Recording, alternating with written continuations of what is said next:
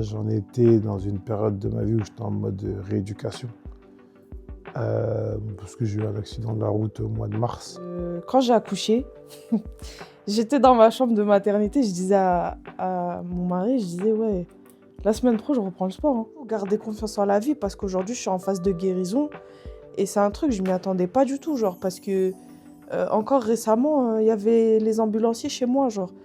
Et je me disais mais je vais mourir. Je disais que ma vie en fait c'était la radiothérapie. Je rentre, je repars les prises de sang, je rentre, je m'occupe de ma fille, je repars la radiothérapie, je rentre. Ouais, t'avais une Et routine, tout ça, je en lui fait. racontais pas. Ouais, c'était ça, c'était ma routine. Toutes les semaines, radiothérapie, radiothérapie, radiothérapie. Bon, bah déjà, bienvenue. Merci. Merci. Je vais vous laisser vous présenter et nous expliquer dans quel contexte vous vous êtes rencontrés.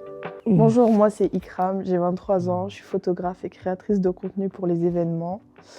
Nos chemins se sont croisés car j'avais besoin d'un accompagnement extérieur, que ce soit psychologique ou physique. Et du coup, j'ai fait appel à William. Moi, c'est William, 29 ans, sportif. À la base, c'est ça qui me définit, c'est le sport. Je fais du sport toute ma vie. Ikram, je l'ai rencontré, on est de la même ville, on est des heureux. Et un jour, elle m'a contacté, j'étais dans ma paix, moi, dans ma paix. Tout allait super bien avant que là. Donc je t'ai rajouté des problèmes. Tout allait super bien. Non, mais sérieusement, non, elle m'a contacté via les réseaux parce qu'elle voulait, elle voulait reprendre le sport. Et dans ça, moi, j'ai vu un défi, j'aime trop les défis. Ok. Et du coup, quand vous vous êtes rencontrés, à ce moment-là, vous en étiez où, émotionnellement parlant et humainement parlant? Humainement parlant, j'étais en train de vivre mon accouchement, ce qui m'a totalement bouleversée, dans le sens où ma vie, elle a changé, tout a changé, je devais apprendre, je devais m'occuper de quelqu'un, je savais même pas m'occuper d'un bébé. Tout a changé. Ensuite est arrivée l'annonce de la maladie. Émotionnellement parlant, c'était très dur. Je sentais que j'étais entourée, mais en même temps j'étais seule. Devoir continuer à m'occuper de ma fille tout en allant faire des radiothérapies, etc., c'était le plus dur. C'est à partir de ce moment-là, je me suis dit jusqu'à quand? Je me suis juste dit ça, jusqu'à quand? Et au final, plus tu te poses des questions, plus tout se mélange, plus tu te dis non, en fait, tu peux pas te poser des questions et rester comme ça. C'est là que, du coup, j'ai fait appel à William. Et quand j'ai fait appel à William, c'est là que ça a commencé à me rebooster, on va dire. Et c'est là qu'émotionnellement parlant, ça a commencé à s'apaiser. Parce qu'avant, c'était vraiment comme une tempête émotionnelle. Vraiment, je comprenais plus ce que je vivais. Je comprenais vraiment plus rien. Et du coup, voilà. Donc moi, humainement, où est-ce que j'en étais? Moi, j'en étais dans une période de ma vie où j'étais en mode rééducation. Parce que j'ai eu un accident de la route au mois de mars. À la base, je préparais des combats parce que, à la base, je fais des sports de combat. Donc, j'étais en mode rééducation. Et en passant en mode rééducation et plus en mode prépa combat et à 200% que sur moi, parce qu'on n'a pas le choix à ce niveau-là, j'avais beaucoup plus de temps pour les autres. Et Ikram, elle est apparue comme un cheveu sur la soupe. Qu'est-ce que la maladie a changé dans la manière d'aborder cet accompagnement, que ce soit pour toi ou pour toi, Ikram? Ouais, je réponds en premier, voilà, j'ai décidé. Bien, parce que de temps, je réponds en premier. Non, moi, dans ma façon d'aborder la chose, d'un point de vue psychologique, rien. Parce que, en fait, les maladies, elles prennent de l'importance quand on leur donne de l'importance. Elles prennent de plus en plus de place, et en fait, on les voit comme des montagnes insurmontables si nous, on se met à les considérer comme telles. Donc, d'un point de vue psychologique, aucun. Et d'un point de vue physique, il fallait juste des fois adapter certaines séances quand elle avait des coups de fatigue, parce que c'est des choses qui se ressentent. Mais c'est pas parce qu'il y a ce coup de fatigue-là qu'il faut rester allongé sur le canapé, il faut juste adapter et préparer et continuer à mettre le cerveau dans dans ce truc de rester actif et de combattre la maladie? Du coup, moi, ce que la maladie, elle a changé, c'est que j'ai dû m'adapter dans le sens où, avant, quand je faisais du sport, je me donnais à fond, quoi qu'il arrive. Là, il y a des jours, je venais, il le voyait pas, mais j'étais pas bien. J'étais pas bien, mais je devais faire ce qu'il me dit. Donc, tu Parce qu'en disais plus, non, il me laissait pas le choix. C'est ça le pire, il me laissait pas le choix. Faut savoir qu'aussi, je lui ai pas directement dit que j'étais malade. Je lui ai dit au bout de la 5e séance, je crois, je sais plus. Mais on était posés, je me rappelle, fin de séance. J'ai dit, ouais, moi j'ai ça. Il m'a dit, hein, qu'est-ce que tu me racontes, toi? Je me rappelle. Mais en fait, je me sentais obligée de lui dire parce que euh, les jours où j'étais pas bien, ça se voyait. Enfin, il y a des jours, ça se voyait vraiment. J'arrêtais, je partais en vomissant. Ouais, et puis il fallait qu'ils comprennent quand même. Voilà. pourquoi, ouais. Il faut pas je voulais pas qu'ils se disent, ah ouais, en fait, je perds mon temps avec elle, tu vois. Et quand je lui ai dit, c'est là, je me suis dit, en fait, il faudra que j'adapte. Ok, et du coup, pourquoi le coaching vous a-t-il semblé être un soutien juste et nécessaire dans ce parcours? Personnellement, dans mon parcours, j'avais besoin de ça parce que je savais déjà que j'allais pas reprendre le sport toute seule. Pourquoi? Parce que quand j'ai accouché, j'étais dans ma chambre de maternité, je disais à mon mari, je disais, ouais, la semaine pro, je reprends le sport, hein. Il me disait MDR. Je disais, mais tu vas voir. La semaine pro, elle arrive, j'ai toujours pas repris. 2 semaines après, j'ai pas repris. 4 semaines après, j'ai pas repris.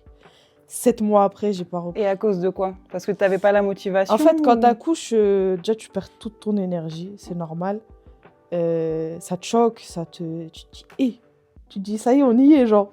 Les 9 mois, ils sont passés, j'ai accouché, et maintenant, c'est le plus dur, tu dois affronter le plus dur. Mais même, t'as encore les cicatrisations, tout ça, enfin, il y a des fois, tu pouvais pas bouger.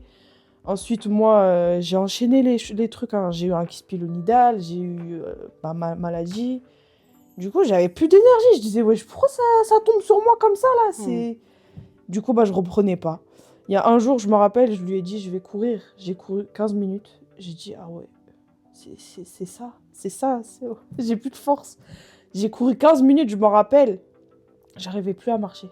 Quand je dis j'arrivais plus à marcher, c'est parce que ma sciatique, elle m'avait reprise. Donc la sciatique, je ne connaissais pas ça, mais c'est à cause de la grossesse que j'ai eu ça. Ouais. Quand on dit la femme elle prend un coup après la grossesse ou même pendant la grossesse, c'est vraiment une dinguerie. On prend vraiment un gros coup.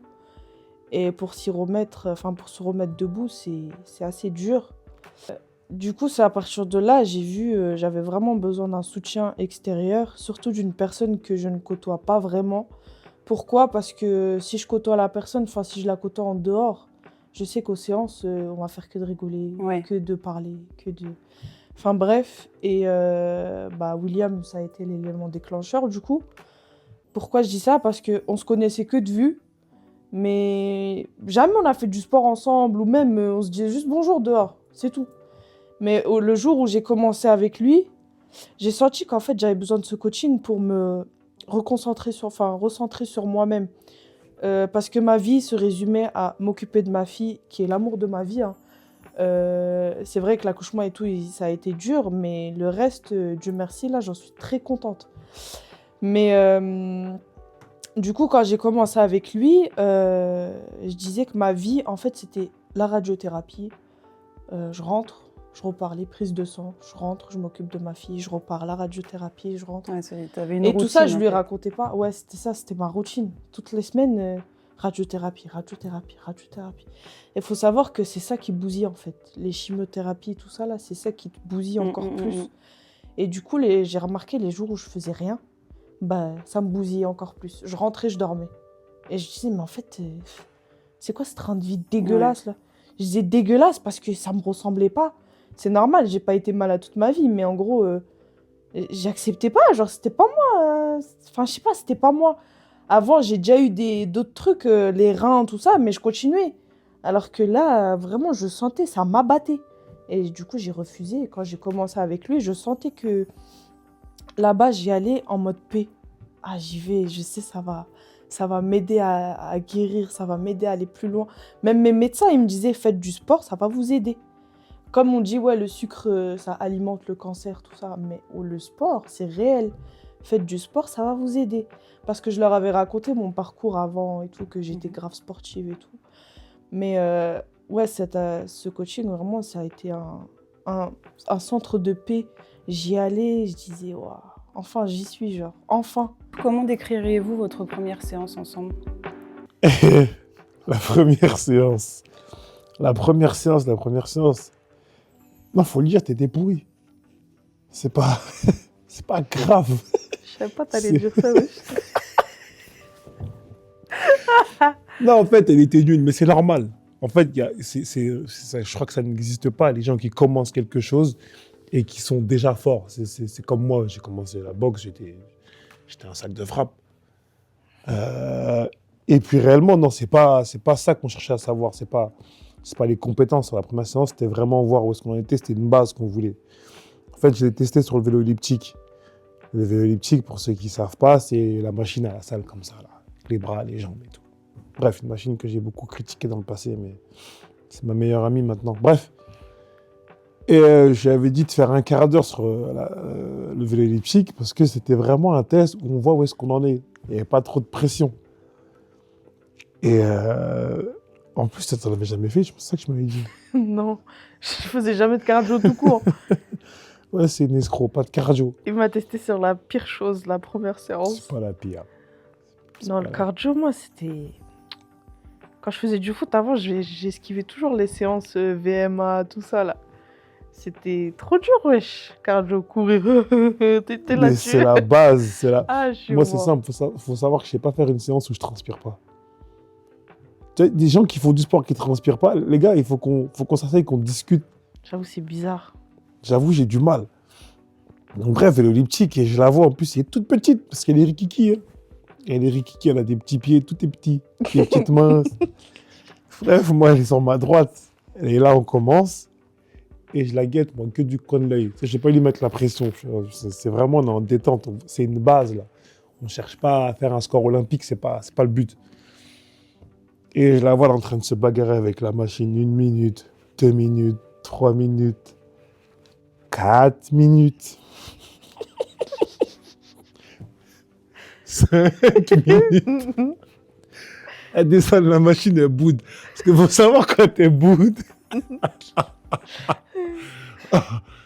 C'est un petit taureau, elle veut plus rien entendre. Et en fait, je la vois, elle est que énervée. Putain, c'est nul et tout. Elle est frustrée. Je suis en mode, mais c'est rien. Je sais pas à quoi tu t'attendais. Je sais pas. Mais surtout, c'est que c'est pas comme je dis, c'est pas les objectifs olympiques qu'on cherchait, c'est la progression, c'est la base qu'on voulait. En fait, elle était frustrée de fou. J'étais frustrée et je voulais tout faire vite. Comme j'ai dit, avant, je poussais de ouf à la salle et tout, genre des 40 kilos, tout ça. Je me disais, mais comment moi je suis pas capable de faire ça, là, le vélo elliptique, là, sa vieille machine, là. J'avais trop le seum contre la machine, je vous jure. Mais c'était la frustration qui m'a aidé en vrai à réussir chaque jour. Jusqu'aujourd'hui. Non, parce qu'aujourd'hui, maintenant, elle fait 40, 45, 50 minutes de vélo elliptique, normal, en fractionné. On intègre une demi-heure de fractionné, voire 20 minutes dans les 50 minutes. Et elle les fait normal. C'est la première partie d'entraînement maintenant. Et c'est là qu'on voulait arriver sur cette évolution-là. Il y en a pour eux, peut-être ça va être rien, genre d'avoir atteint les 50 minutes, mais moi, c'est une C'est victoire beaucoup, de ouf, c'est beaucoup. parce que Ouais, c'est je beaucoup. travaillais jamais mon cardio. Mais quand je dis jamais, j'arrivais à la salle, j'allais direct aux machines où il y a tous les mecs là. J'allais direct là-bas. Non, c'est énorme. Le vélo, tout ça là, je passais comme ça devant. C'est moi, je faisais jamais. Mais là, les 50 minutes, quand je vois, je les tiens et tout, je me dis, Non, c'est costaud. Et surtout au-delà de ça, c'est quand je l'ai vu frustré, je me suis dit, on est sur la bonne voie. Parce que la frustration, c'est vraiment le sentiment des compétiteurs. En plus, je faisais genre la vénère et tout, parce que je voulais grave pas qu'ils se disent, wesh, en fait, elle est naze, elle. Non, mais ouais, C'était horrible. franchement, j'ai vu qu'elle était frustrée, je me suis dit, c'est la bonne chose. Parce que si je l'avais vu échouer et être content de son échec, on aurait coupé court. Non, parce que c'est simple, un gagnant, il veut gagner. Quand il perd, il n'est pas content. J'ai un problème avec ceux qui perdent et ceux qui sont contents de perdre. On peut être content d'avoir tenté quelque chose et d'avoir échoué, que si on sait qu'on va recommencer pour réussir. Les gens qui se disent j'ai échoué, je m'arrête là et puis finalement, non. J'ai un problème avec ça. On s'est fixé un objectif, on y va. Est-ce qu'il y a eu un moment clé où il y a quelque chose qui s'est apaisé en vous, ou même vous avez eu envie de lâcher, enfin, ça a été plus dur ou plus facile? Du coup, les moments clés où ça s'est apaisé pendant ce coaching, c'est le moment où j'ai accepté la maladie. Parce que quand je l'acceptais pas, j'étais énormément frustrée. Et du coup, la frustration, ça m'a aidée, mais en même temps, ça m'aidait à échouer. Je vais m'expliquer. En gros, il y a des jours, j'étais trop en mode je dois réussir, je dois réussir, je dois réussir, tu vois. Mais quand t'as trop ça en tête, t'oublies. J'oubliais que j'étais malade. Et c'est pas bon, parce qu'en fait, je bousillais mon corps, entre guillemets. Je me forçais à des choses où j'y arrivais pas.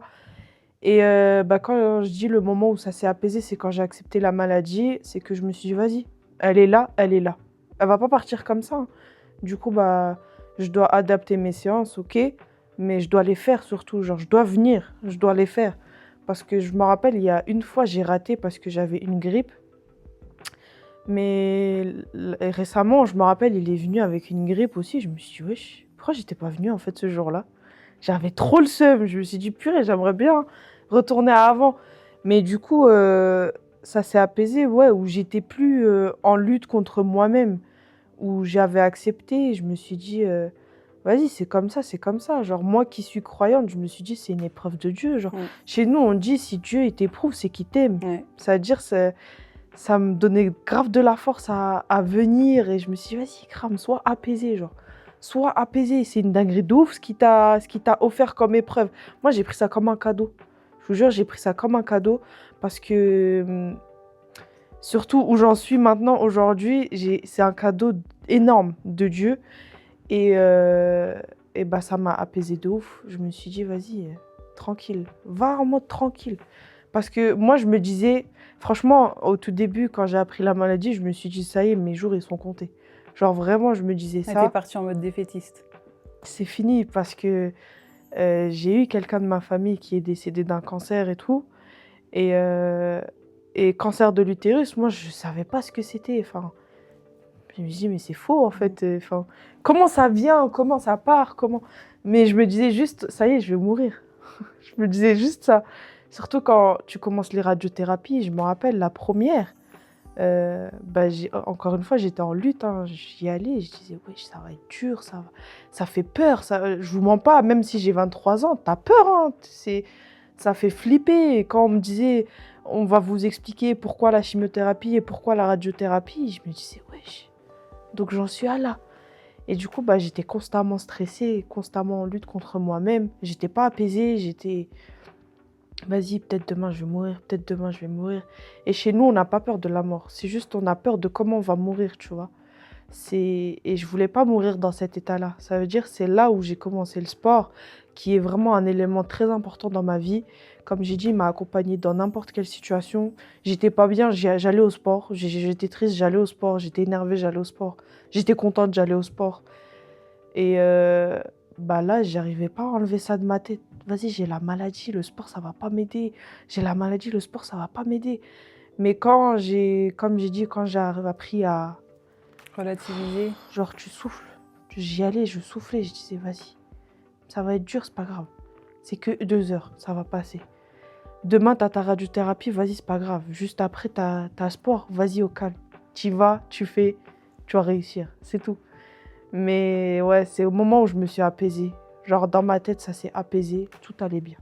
Qu'est-ce qui a été le plus difficile pour vous dans ce travail en commun? Le plus difficile, je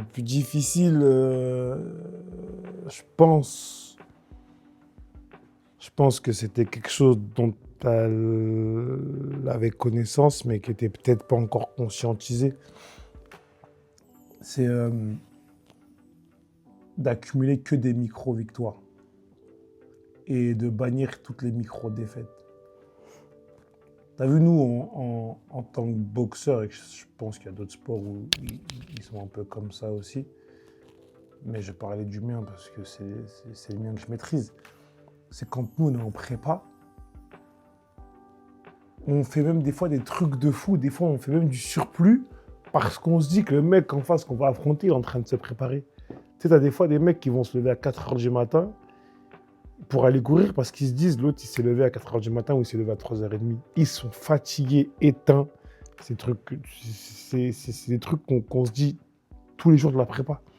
Même des fois où on va faire des rounds au sac, on rajoute 1, 2, 3 rounds et on veut les faire aussi explosifs que le premier, le quatrième et le cinquième parce qu'on se dit celui qui se prépare, il en a fait peut-être 10, bah, je vais en faire 12. Il a couru 10 km, je vais courir 12 km. Il a fait 10 km en 45 minutes, je vais le faire en 40. Et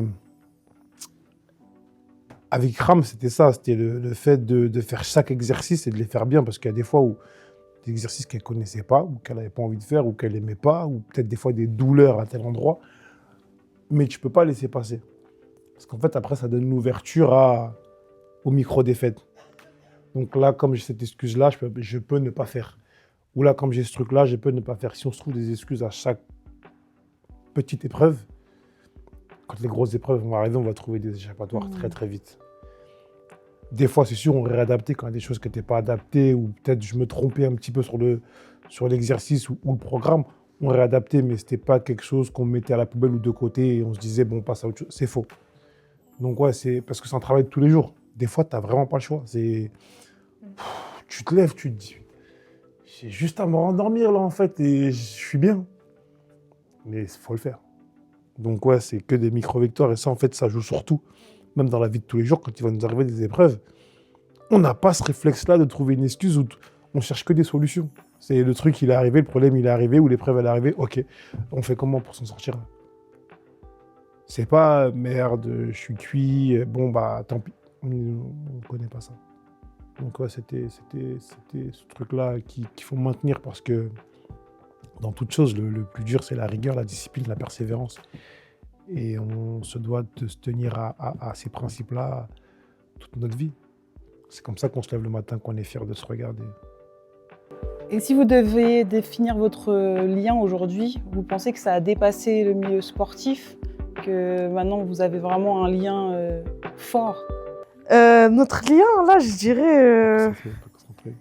Je sais pas comment définir ce lien en vrai. Parce que dire c'est mon frère, on n'est pas frères. C'est tout. Mais je sais pas.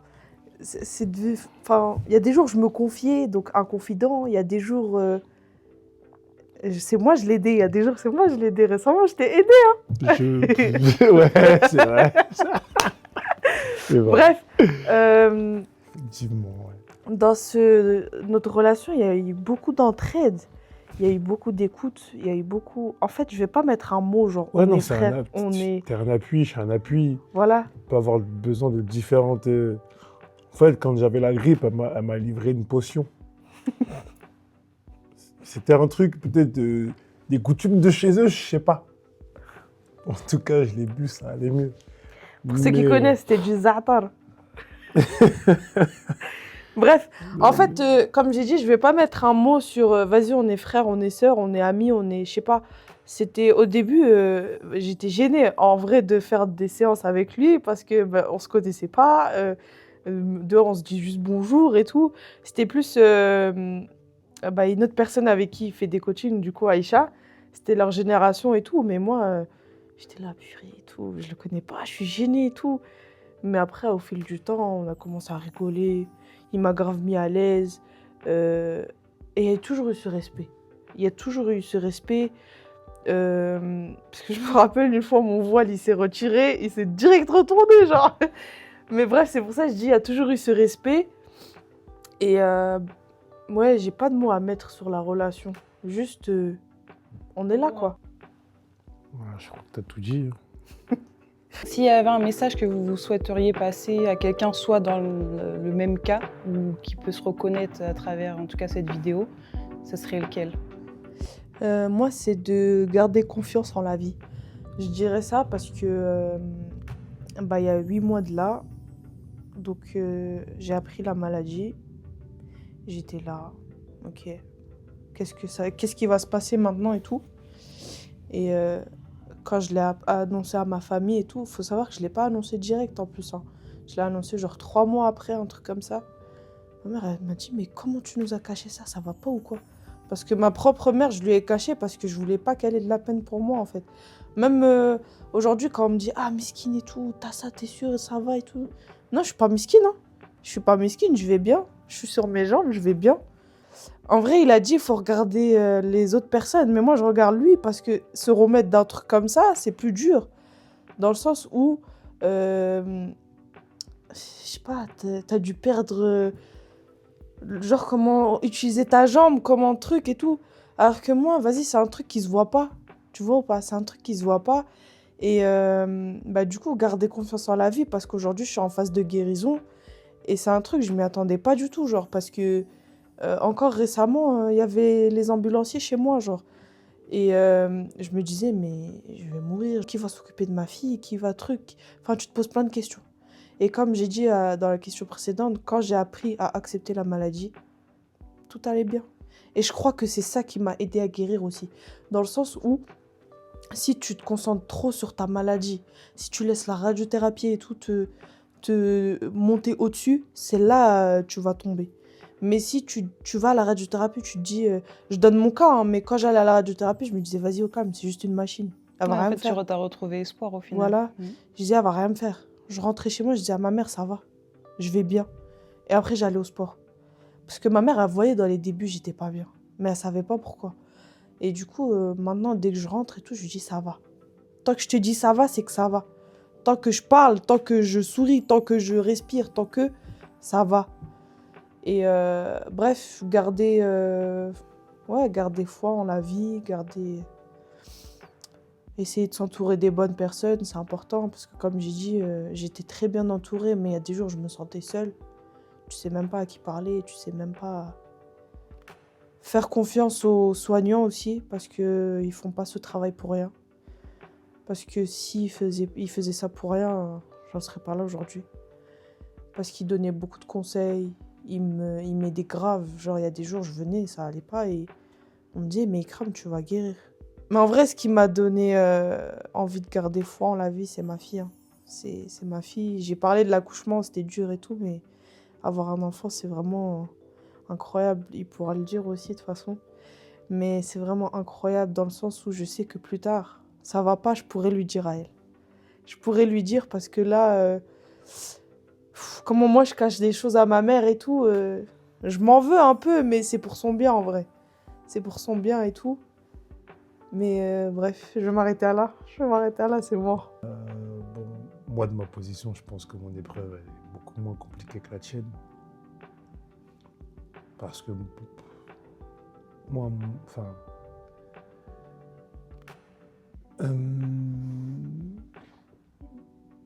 elle était compliquée, oui, certes, mais bon, je risquais pas ma vie, je risquais pas ma peau là-dessus. Là. Je risquais ma carrière, mais c'était d'autres enjeux. Quoi qu'il en soit, dans un aspect plus général, comme elle a dit tout à l'heure, tout ça, en fait, ça s'écrit. En fait, notre vie, que ce soit ta vie à toi, la tienne, c'est un livre. C'est un livre qu'on racontera ou que des gens vont raconter pour nous. Et dans ce livre-là, il y a plein d'épreuves. Et quand on racontera notre histoire, il vaut mieux faire en sorte que dans ces épreuves-là, on ait été vaillant. Vous savez, quand il y a une épreuve, il y a deux choix. Soit tu la subis, soit tu la combats. Des fois, tu réussis à les surmonter, des fois, non. Mais le principal, c'est de ne pas se laisser marcher dessus. Que ce soit par les gens, par les épreuves, par la vie, peu importe. Et si je dois donner un message, c'est qu'à chaque fois que vous vous levez, appliquez-vous à écrire une bonne histoire. Chaque jour, c'est une histoire. Appliquez-vous à bien écrire. Quand il y a une épreuve qui arrive, vous ne faites pas écraser. Ou comme je disais tout à l'heure, on peut s'autoriser une journée, 2 journées, 3 jours, une semaine si on veut. On est en mode bouse, batterie faible. Là, ouais, j'ai pris un coup, je reviens. Mais de laisser une épreuve gagner, c'est un échec. Et vous-même, vous ne serez pas fier quand vous raconterez l'histoire. Soit vous allez zapper ce chapitre-là, soit vous allez avoir plein de regrets. Donc, vous m'évitez d'avoir des regrets. Les grands hommes ou les grandes femmes, elles ne se font pas dans la facilité, elles se font à travers les épreuves. C'est là qu'on grandit, qu'on est fier de nous et qu'on devient des gens beaucoup plus forts dans les épreuves. C'est un peu comme la foi. La foi, on est conscient qu'on a la foi quand on a été éprouvé réellement. Pas quand on a passé qu'un rhume ou une grippe. C'est pas une épreuve en soi. Donc ouais, ayez foi en vous. Donc, quand tu as des épreuves, remerciez l'épreuve, dites-lui bonjour, giflez-la et passez à autre chose. Il y en a une autre qui va arriver dans quelques temps, préparez-vous déjà à la prochaine épreuve. C'est pas si grave, c'est pas...